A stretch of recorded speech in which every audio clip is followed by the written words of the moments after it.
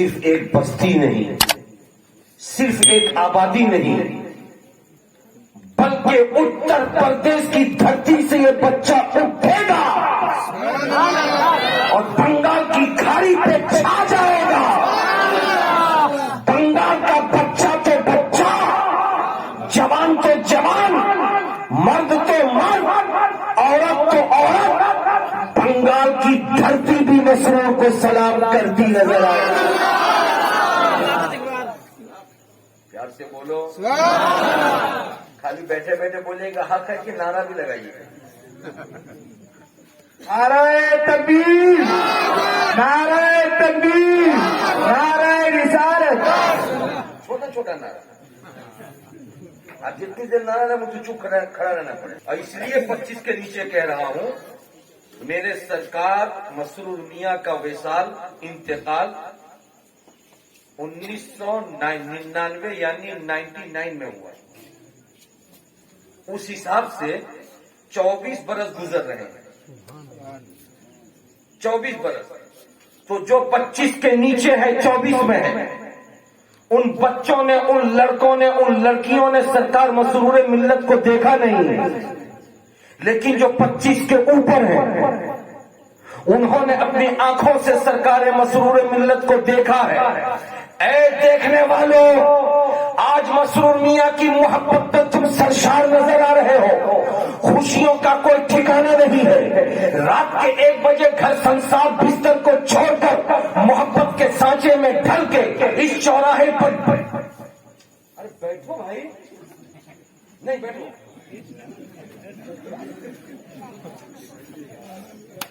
اٹھک بیٹھک کرو گے نا تو ہم بیٹھ جائیں گے۔ ہاں، ان کو چائے پانی کا درکا لا کے، ارے نہیں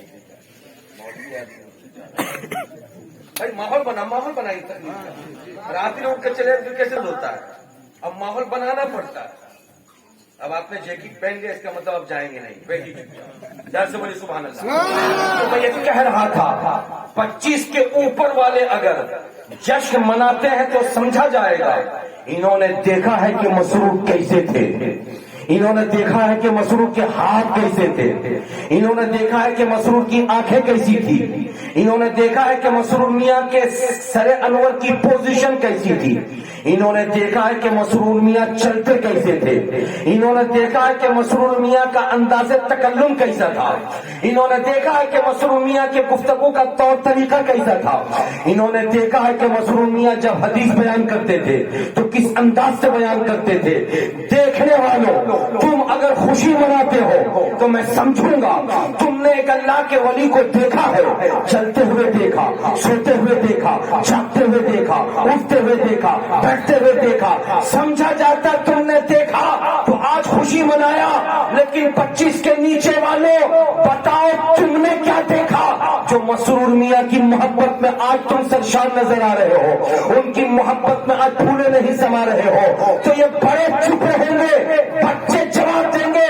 برکاتی سنو، اللہ تبارک و تعالیٰ نے 1400 سال پہلے مصطفیٰ جان رحمت کو مکے میں پیدا فرمایا تھا۔ جنہوں نے ماتھے کی آنکھوں سے دیکھا تھا وہ صحابی تھے۔ آج 1400 سال کے بعد ہم نے دیکھا نہیں، مگر خوشی ملی تھی دیکھنے والوں کو بھی، خوشی ملی ہے ہم کو اور آپ کو بھی۔ تو مسرور میاں کوئی غیر نہیں ہے، وہ بھی اسی رسول کی اولاد ہے۔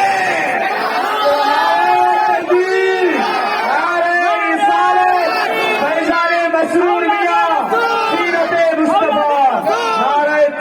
میاں کا دامن، مسرور میاں کا دامن، صدیق کا نعرہ دیکھا، آج وہ بھی خوش ہیں، اور جنہوں نے نہیں دیکھا وہ بھی خوش ہیں۔ سارے مبارکباد آپ کے لیے کہ آج یہ قاسم نگر کی دھرتی رشک جنت بنی ہوئی ہے کہ آج یہاں ایک اللہ کے سچے ولی کے عرس کا انعقاد کیا جا رہا ہے۔ یار سے بولو سبحان اللہ۔ حضرات، ولی کون ہے؟ ولی کہتے کسے ہیں؟ ولی کا کام کیا ہے؟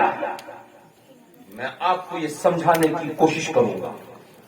جب تک آپ اس کو سمجھیں گے نہیں، نہ سرکار دولہا کی ذات کو سمجھ سکتے ہیں، نہ سرکار مسرور کی ذات کو سمجھ سکتے ہیں، نہ بغداد کے غوث کو سمجھ سکتے ہیں، نہ اجمیر کے خواجہ کو سمجھ سکتے ہیں، نہ مارارا کے سیدی سرکار آل رسول کو سمجھ سکتے ہیں، نہ بریلی کے اعلی حضرت کو سمجھ سکتے ہیں، نہ مالدہ کے سرکار علاؤاللہ پندوی کو سمجھ سکتے ہیں، نہ پیران پیر سراج الدین اخی آئین ہند کو سمجھ سکتے ہیں، نہ دھام نگر کے مجاہد ملت کو سمجھ سکتے ہیں، نہ مبارک پور کے حافظ ملت کو سمجھ سکتے ہیں۔ جب تک ولی کو سمجھیں گے نہیں، ان کو آپ ان میں سے کسی کو نہیں سمجھ سکتے۔ اسی لیے ماں بہنوں توجہ کے ساتھ سننا، جتنا حق ان مردوں کا ہے سمجھنے کے معاملے میں، اتنا حق تمہارا بھی ہے۔ اس لیے سمجھتے ہوئے چلو، آؤ اس کو سمجھانے کے لیے میں آپ کو لے جانا چاہتا ہوں حضرت آدم علیہ الصلوۃ والتسلیم کے پاس۔ آدم علیہ الصلوۃ والتسلیم کی زندگی کو دیکھو گے، نبیوں کی بارگاہ میں جاؤ گے، انشاءاللہ تعالی باتیں سمجھتے ہوئے آپ نظر آؤ گے۔ اس سے پہلے میں آپ کو یہ بتانا چاہوں گا، بولو بولو پھول کا کیا کام ہے؟ آپ کہیں گے خوشبو دینا۔ میں پوچھوں گا چاند کا کیا کام ہے؟ آپ کہیں گے چاندنی بکھیرنا۔ میں کہوں گا ستاروں کا کیا کام ہے؟ آپ کہیں گے جھلملانا۔ میں کہوں گا سورج کا کیا کام ہے؟ آپ کہیں گے روشنی بکھیرنا۔ میں کہوں گا بادل کا کیا کام ہے؟ آپ کہیں گے برسنا۔ میں کہوں گا سمندر کا کیا کام ہے؟ آپ کہیں گے لہروں کو اڑانا۔ میں کہوں گا ہوا کا کیا کام ہے؟ آپ کہیں گے کہ جو ہوا کے کا کام پھولوں اور پتیوں اور درختوں کو جھولا جھولانا۔ جب سارے چیزوں کا کام آپ نے سمجھ لیا ہے، اب آپ جواب دیتے ہوئے گزریے۔ پھول اگر ہے تو خوشبو ہے، پھول اگر نہیں تو بولیے خوشبو نہیں۔ چاند اگر ہے تو چاندنی ہے، چاند اگر نہیں تو کیا سے بولیے چاندنی نہیں ہے۔ ہوا اگر ہے تو جھونکے ہیں، ہوا نہیں تو جھونکا نہیں ہے۔ ستارے اگر ہے تو جھلملاہٹ ہے، اگر ستارے نہیں تو کیا سے بولیے جھلملاہٹ نہیں ہے۔ دریا ہے تو روانی ہے، اگر دریا نہیں تو ارے پھر سے بولیے روانی نہیں ہے۔ یہ سمجھ لیا آپ نے، چاند ہے تو چاندنی ہے، ستارے ہیں تو جھلملاہٹ ہے، ہوا ہے تو جھونکے ہیں، سمندر ہے تو لہر ہے، پھول ہے تو خوشبو ہے۔ حضرات اسی طریقے سے سورج ہے تو روشنی ہے، اور اگر سورج نہیں خبردار خبردار اتنے جلدی مت بولو۔ سورج اگر نہیں تو روشنی نہیں۔ ہاں ہاں تم نے آسمانی سورج کو سمجھا ہے، صحیح ہے، آسمانی سورج ہے تو روشنی ہے۔ آسمانی سورج اگر نہیں تو روشنی نہیں۔ بلا شبہ اس دنیا میں خداوند قدوس نے آدم علیہ الصلوۃ والتسلیم سے لے کر کے ہمارے نبی تک 1,24,000 کم و بیش پیغمبروں کو بھیجا، نبیوں کو بھیجا۔ نبیوں کا کام تھا تبلیغ کرنا، نبیوں کا کام ہے احکامات خداوندی کو پہنچانا، نبی کا کام تھا ہدایت دینا۔ آدم ہے تو ہدایت ہے، نوح ہے تو ہدایت ہے، عیسیٰ ہے تو ہدایت ہے، موسیٰ ہے تو ہدایت ہے، ابراہیم ہے تو ہدایت ہے، شعیب ہے تو ہدایت ہے، حضرت یوسف ہے تو ہدایت ہے، حضرت یعقوب ہے تو ہدایت ہے، محمد رسول اللہ ہے تو ہدایت ہے۔ اب اگر کوئی کہے کہ 1400 سال پہلے محمد رسول اللہ آئے بھی اور دنیا سے چلے بھی گئے تو پھول تھا تو خوشبو تھی، محمد رسول اللہ تھے تو تبلیغ تھی۔ جب پھول نہیں ہے تو خوشبو نہیں ہے، بادل نہیں ہے تو برسنا نہیں ہے، اور چاند نہیں ہے تو چاندنی نہیں ہے، تو محمد رسول اللہ اگر نہیں ہے تو بولے تبلیغ تبلیغ مت بولنا کہ نہیں ہے، خدا نے کہا چپ خاموش۔ کیا تم نے دیکھا نہیں جو ستارے دن کے اجالے میں چھپ جاتے ہیں وہ چھپ کر کیا کرتے ہیں؟ دن میں سورج نکلتا ہے، وہ چھپے ہوئے چھپے ہوئے ستارے سورج سے پاور دن بھر لیتے ہیں، پاور لیتے ہیں۔ جیسے رات میں سورج چھپتا ہے ویسے ہی پاور لے کر کے ستارے نکل پڑتے ہیں،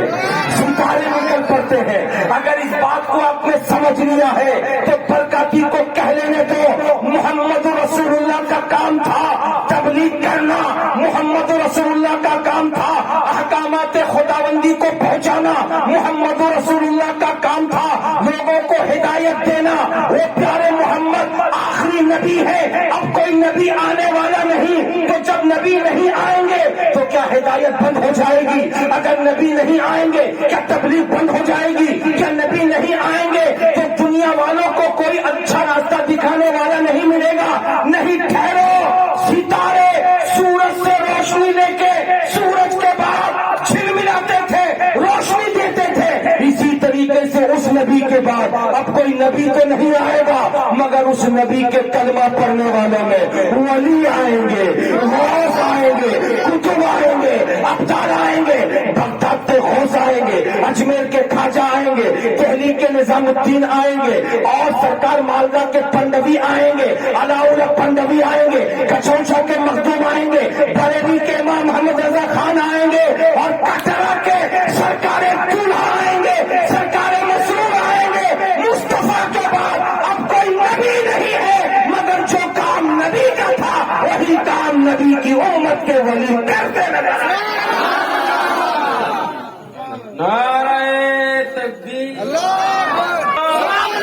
جو کام نبی کا تھا اب قیامت تک کوئی نبی، بولو بولو، قیامت تک کوئی نبی آنے والا نہیں ہے، مگر تبلیغ نہیں رکے گی، ہدایت نہیں رکے گی، شریعت مطہرہ کا قانون عام کرنے سے کوئی روک نہیں سکتا، یہ کام جاری رہے گا۔ اور مصطفیٰ جان رحمت نے جو کام کیا تھا کس انداز سے کیا تھا، توجہ حاضر کرو۔ یہ ربیع الاول کا مہینہ ہے، پیارے نبی کی پیدائش کا مہینہ، اور بات جب آ گئی ہے تو تھوڑی سی نبی کی پیدائش سے لے کر ان کی 63 سالہ زندگی بھی سنا دوں۔ میرے مصطفیٰ ربیع الاول کی 12 تاریخ کو مکے کی وادی میں پیدا ہوئے، 7 دن کے ہوئے۔ حضرت حلیمہ سعدیہ لے گئی دودھ پلانے کے لیے، جھوم کے بولے سبحان اللہ۔ 5 سال کے ہو گئے، حلیمہ سعدیہ لے کے آئی، سرکار کی امی آمینہ خاتون کے حوالے کر دی۔ 6 سال کے نبی ہیں، امی آمینہ کا انتقال ہو گیا۔ 8 سال کے نبی ہیں، دادا عبد المطلب کا انتقال ہو گیا۔ 12 سال کے مصطفیٰ ہیں، ملک شام تجارت کے سفر میں چچا ابو طالب کے ساتھ جا رہے ہیں۔ 25 سال کے مصطفیٰ ہیں، حضرت خدیجۃ الکبریٰ سے شادی کر رہے ہیں۔ 30 سال کے مصطفیٰ ہیں، مکے والے بیٹھ کر کے فیصلہ کرتے ہیں، مکے میں تو بہت نوجوان ہیں مگر محمد جیسا جوان کوئی نہیں ہے۔ امین دیکھنا ہو تو محمد کو دیکھو، صادق دیکھنا ہو تو محمد کو دیکھو۔ امین اور صادق کا خطاب 30 سال کی عمر میں مکے والے دے رہے ہیں۔ 35 سال کے مصطفیٰ ہوئے، علی مرتضیٰ شیر خدا کو اپنے گھر لے آئے، جو نبی کھاتے وہی علی کو بھی کھلاتے۔ 37 سال کے ہوئے، مصطفیٰ جان رحمت نے غار حرا کو آباد کیا، تنہائی میں بیٹھ کر کے عبادت کرنا شروع کیا۔ 40 سال کے مصطفیٰ ہوئے تو غار حرا میں قرآن کی پہلی آیت لے کر جبرائیل آ گئے، اقرأ بسم ربک الذی خلق، خلق الانسان من علق، پہلی وحی نازل ہوئی۔ مصطفیٰ 45 برس کے ہوئے، مکے کے کافروں نے ظلم کیا، کچھ صحابی کو حبشہ کی طرف ہجرت کرنے کا حکم دیا۔ 47 برس کے مصطفیٰ ہے، مکے والوں نے بیٹھ کر نبی اور نبی کے گھرانے والوں کا بائیکاٹ شروع کیا۔ نبی نے گھر چھوڑ دیا، خاندان چھوڑ دیا، علاقہ چھوڑ دیا، پورے کنبے کے ساتھ، پورے خاندان کے ساتھ پہاڑ کے اوپر شیب ابی طالب میں 3 برس کے لیے نبی چلے گئے۔ دکانداروں کو کہہ دیا گیا سب کو سامان بیچنا، مگر محمد مصطفیٰ کے خاندان والوں کو سامان مت دینا۔ 50 برس کے مصطفیٰ ہوئے، وہی مکے والے کہتے ہیں محمد اب تم آ جاؤ، بائیکاٹ کا خاتمہ ہوتا ہے۔ اسی 50 برس کی عمر میں خدیجۃ الکبریٰ پہلی بیوی کا انتقال ہو جاتا ہے۔ 53 برس کے مصطفیٰ ہے، مکے والوں کا ظلم بڑھتا رہا، مصطفیٰ مکہ چھوڑ کر کے مدینہ ہجرت کر گئے۔ 55 برس کے مصطفیٰ ہے، میدان بدر میں لڑائی ہو رہی ہے۔ 56 برس کے مصطفیٰ ہے، میدان احد میں لڑائی ہو رہی ہے۔ 58 برس کے مصطفیٰ ہے، میدان حنین میں لڑائی ہو رہی ہے۔ 59 برس کے مصطفیٰ ہے، صلح حدیبیہ قائم ہو رہا ہے۔ مصطفیٰ 62 برس کے ہو گئے، آخری حج کے لیے گئے۔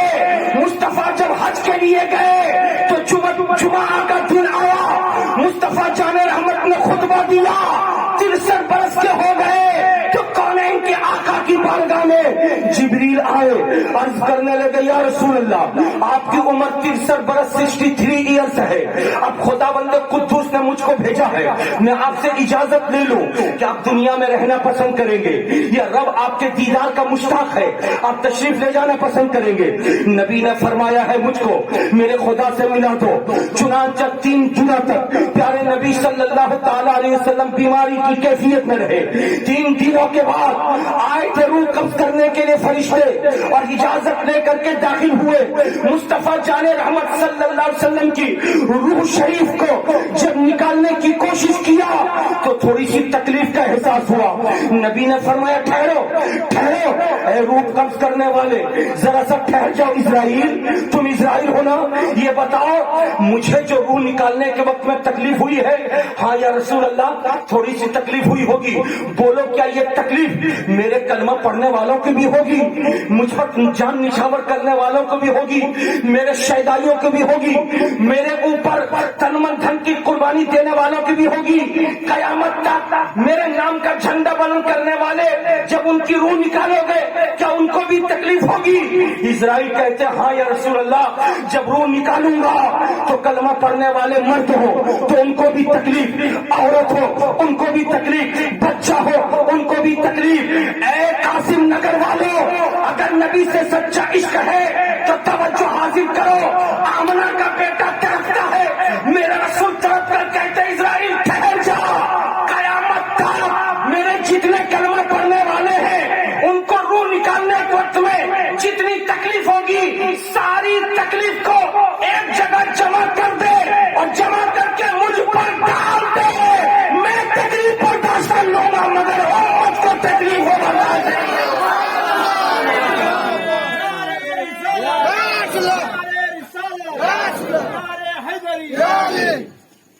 یار سے بولو پہنچ جائے گی۔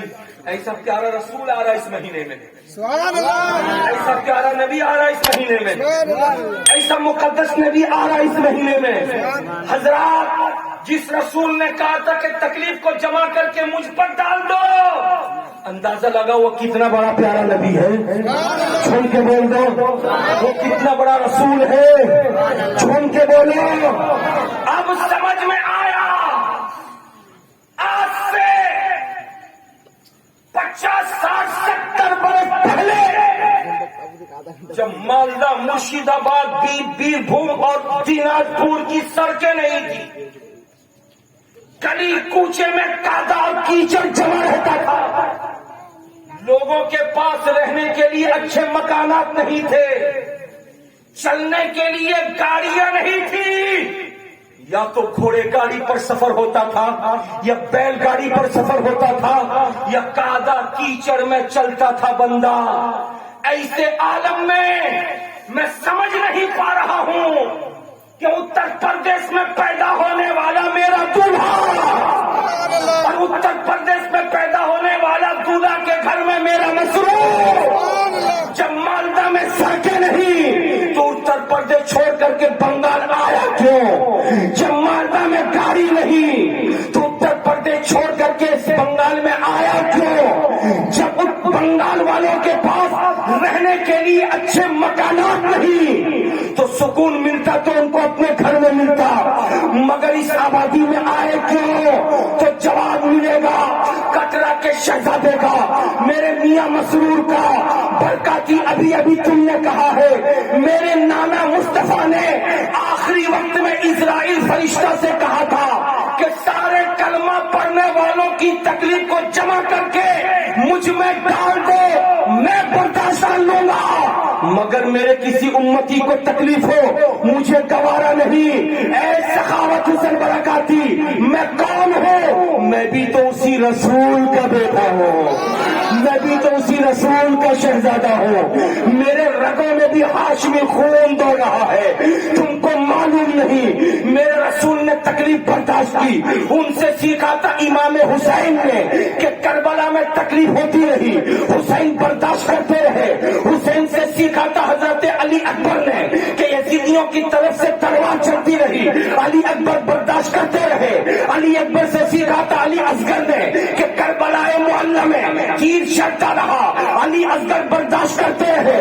ان کو دیکھ کر کے ان سے سیکھا تھا ان کی اولاد نے کہ جب بڑوں پر تکلیف ہوتی ہے تو وہ برداشت کرتے ہیں, ہمیں بھی کرنا چاہیے. تو کٹرا کی سرزمین پر ایک سید کھڑا ہوا تھا, کٹرا کی سرزمین پر ایک اہل بیت کھڑا ہوا تھا, کٹرا کی سرزمین پر علی کا شہیدہ کھڑا ہوا تھا, کٹرا کی سرزمین پر حسینی شہزادہ کھڑا ہوا تھا, اور کھڑے ہو کر کے مالدہ آیا تھا, پیر بھوم آیا تھا, مرشید آباد آیا تھا. لوگ کہتے تھے حضور ادھر نہ جاؤ, کادا کیچڑ ہے, ادھر نہ جاؤ, پانی ہے, ادھر نہ جاؤ, راستہ نہیں ہے. مگر میرے مسرور کہتے تھے اگر میں نہ جاؤں گا تو لوگوں کے گھر میں قرآن کی آیت سنائے گا کون؟ اگر میں نہیں جاؤں گا تو قرآن کے آیات کو پڑھائے گا کون؟ اگر میں نہیں جاؤں گا تو شریعت کا قانون بتائے گا کون؟ اگر میں نہیں جاؤں گا تو ہدایت ان کو دے گا کون؟ میرے نانا رسول نے مکے میں تکلیف برداشت کیا, میں ان کا بیٹا مالدار بنگال میں تکلیف برداشت کروں گا, مگر گھر گھر قرآن کے پیغام کو پہنچاتا ہوں.